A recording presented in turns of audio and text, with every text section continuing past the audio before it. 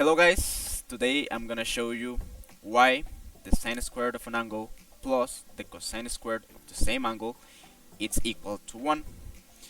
I'm doing this because there's many people who wonder where did this trigonometrical identity come from.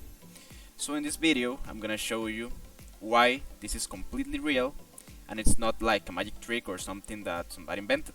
So pay attention and let's see what happened. Okay, before starting, let's take a look to the map study program. And as you can see, this is one of the geometrical topics for 9th grade.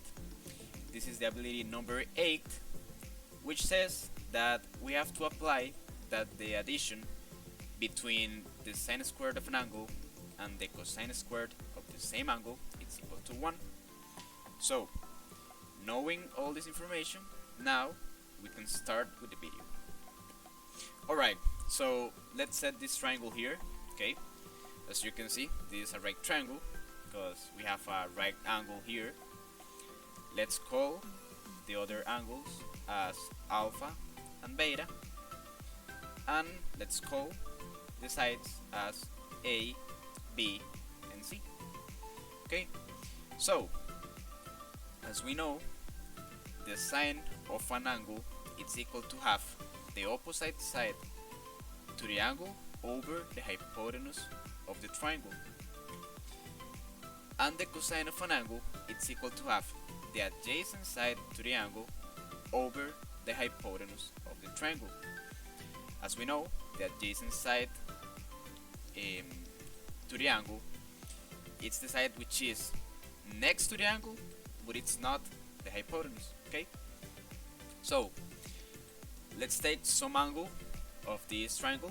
Okay, let's set alpha as our angle, and as we can see, the sine of alpha is equal to A over C, and the cosine of alpha is equal to B over C. Why? Because the sine of alpha is the opposite side, which is A, over the hypotenuse, which is C, and the cosine of alpha is equal to the adjacent side, which is B, over the hypotenuse of the triangle, which is C. Okay? Okay, so let's start with the proof, okay? So we want to show that the sine squared of alpha plus the cosine squared of alpha is equal to 1, okay? So let's start with the left side of the identity. So let's start with sine squared of alpha plus cosine squared of alpha, okay? So as I showed you previously, we said that the sine of alpha is equal to A over C, and the cosine of alpha is equal to B over C.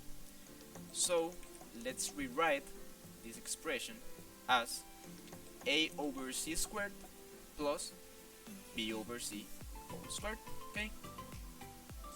Then let's distribute this squared to the numerator and the denominator of the fraction.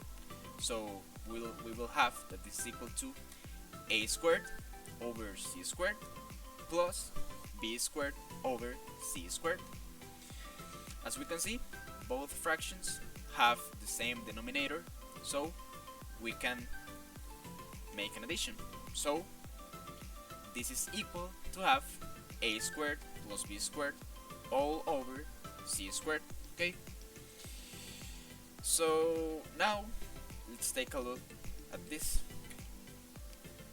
Remember that the Pythagoras theorem says that C squared is equal to A squared plus B squared in the case of this triangle, okay?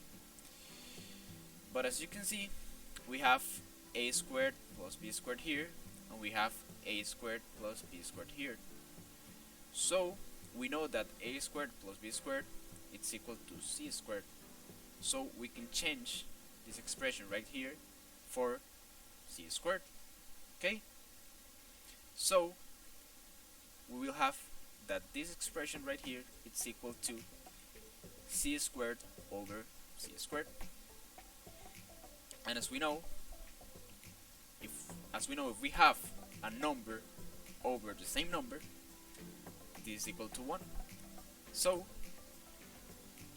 we can see that I've been putting equalities all the way down here, and I started saying that sine squared of alpha plus cosine squared of alpha it's equal to all these expressions right here, and I finished saying that this is equal to 1.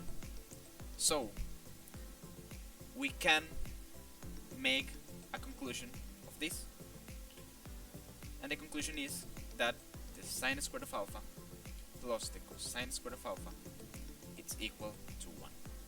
Okay, so this is the proof of this identity.